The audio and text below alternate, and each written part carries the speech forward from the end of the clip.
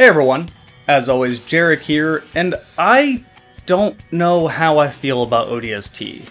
There are parts of it that I love, and there are parts of it that I hate so much it makes me not want to play it again. And that's always how I felt about ODST. Conflicted. Before I continue, I need to thank my sponsor, Ridge Wallets. Ridge Wallets are incredibly small, durable wallets that are supposed to be lifelong purchases. In fact, if you aren't happy with your wallet, Ridge is going to allow you to return your wallet within 45 days. They function a bit differently than your regular wallet. You simply slide cards in and out, and there's a strap-on back for your cash. There are currently over 30 different colors for Ridge wallets, so if you want to get your own, go to ridge.com/gundragon and use the code GUNDRAGON to get 10% off. Let's start simple. I'm playing the PC release of ODST.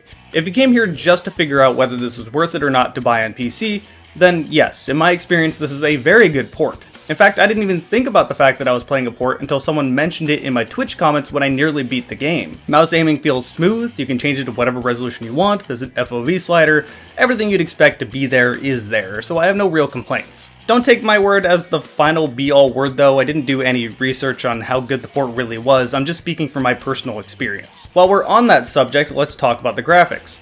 For the most part, there's actually not a whole lot to say. This game was originally supposed to be DLC for Halo 3, but ballooned into a much too big project to just be DLC, so it ended up being a standalone, not full $60 game, but definitely more than a DLC title. Point being, it uses Halo 3's engine, and for the most part, it looks like Halo 3. Except for New Mombasa. I'll talk about this more later, but seeing New Mombasa in this way is just gorgeous. There is so much attention to detail in this game. At the time, I distinctly remember really liking how New Mombasa looked. Keep in mind, the last time we saw New Mombasa was in Halo 2. Halo 3's engine is significantly better than Halo 2's, this was OG Xbox to Xbox 360. And now that we're playing it on PC with a higher resolution and unlimited frame rate, it really shows how good New Mombasa looks. There is so much attention to detail in every mission. And that's not even mentioning New Mombasa at night, I'll talk a lot about that later. So even though at its core the game engine is just more Halo 3, they really capitalized on the art direction they wanted to take this game. And I will tell you, there is something special about Marty O'Donnell's soundtrack playing in the background, this smooth jazz with neon lights being all alone in this dark city.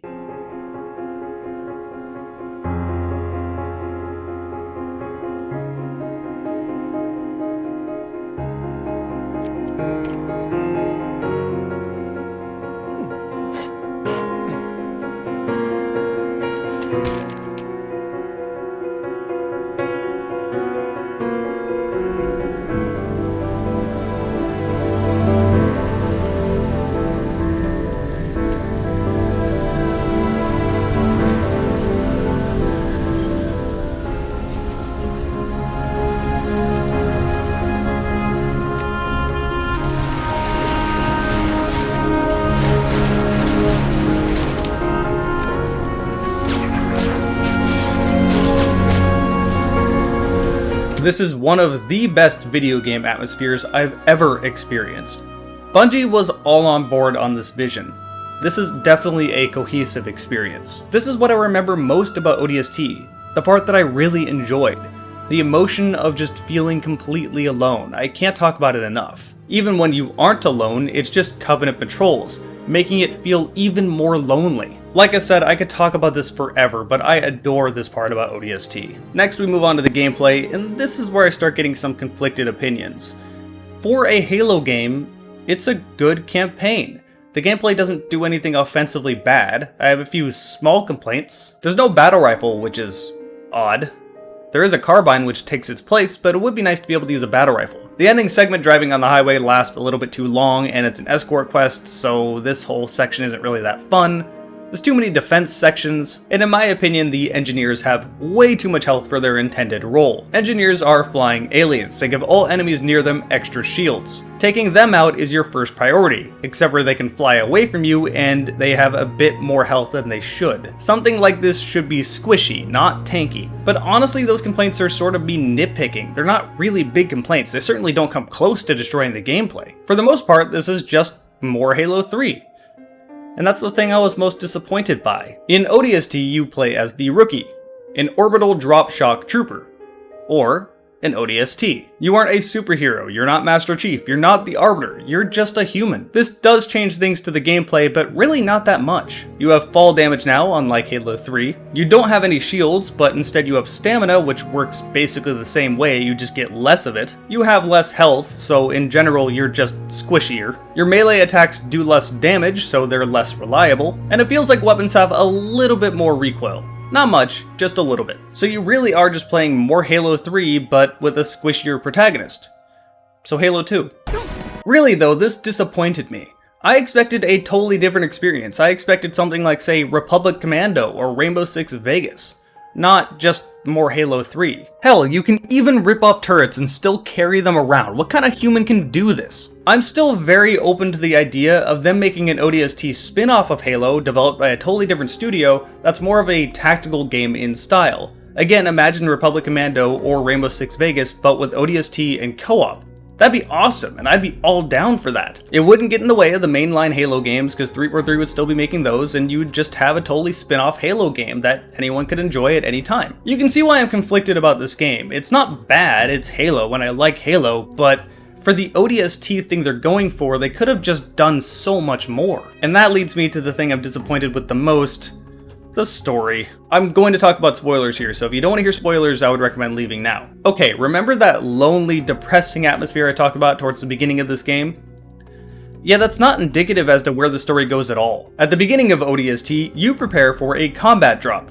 You are dropping into New Mombasa during the events of Halo 2. This alone is an awesome setting for a game. Well, this happens right as that ship was warping out and sends everyone off course. The rookie, the main protagonist you are playing as, gets knocked out and doesn't wake up until nighttime. You have no contact with any of your squad mates, you are completely alone. Now the gameplay here is actually a little bit different from what we're used to seeing when it comes to Halo. You have access to New Mombasa. You're able to explore wherever you want in this area, for the most part. The game makes sure you won't get lost by shoving a tutorial at you, even if you're playing on Heroic, but more importantly, you have a map and nav points. It's kind of open world, but it's more like a hub world than anything else. Anyway, you explore through this lonely, empty city, listening to this amazing jazz, finding pieces of your squad members. Wow, that was phrased badly. Finding equipment or different pieces that your squad members were using, not their arms or legs or whatever. Once you find these items, it starts a flashback where you're playing through a level as that squad member. These levels play out pretty much just like Halo 3 levels. At the end of said level, it will explain how that piece of equipment that is now probably destroyed or broken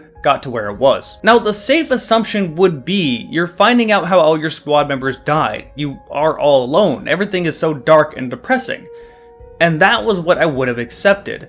That would have been a great story. Instead, that's not what we got. We ended up getting a romance story where everyone's okay, even the guy that got stabbed by a hammer. Seriously, Romeo gets stabbed in the chest by a brute with a hammer, the sharp edge of it.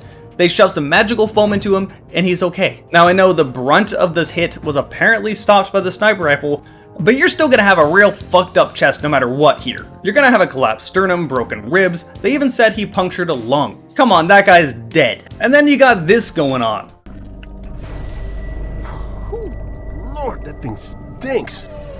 Kinda reminds me of like... What was that for? Abandoning the mission. What mission? You dropped off the grid. My squad was scattered.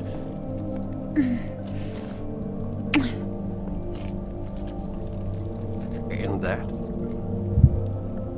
For coming back. Yeah, Buck and Veronica for some reason have some romance story and history together. The way it's portrayed sounds more like a preteen drama though, and I hate everything about it. Seriously, this is the biggest complaint I have about ODST.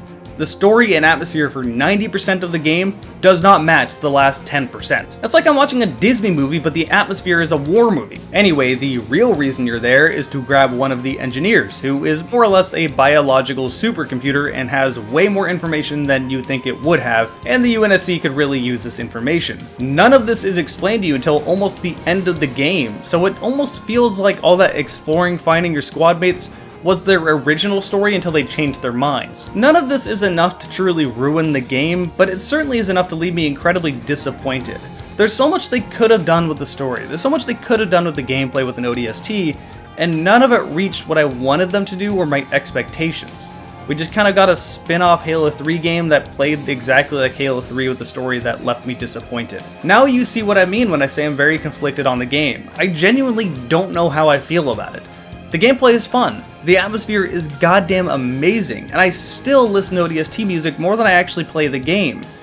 But then all the negatives just kind of leave me feeling annoyed at what we could have had instead. I don't know where else to go here. I don't really have any conclusion or final statement, so I guess I'll just end the video. Thanks to all you guys that joined me over on Twitch. If you want to come have fun, my Twitch is twitch.tv/JarekTheGamingDragon. Why did that read out like a porno ad? If you subscribe, you get to see my videos ahead of time. Same thing for my patrons over on patreon.com/Jarek4. And again, a big thanks goes to my sponsor, Ridge Wallets. If you go to ridge.com/Gundragon and use the code Gundragon, you'll get 10% off your next purchase. Thank all you guys for watching this video, and I'll see you next time.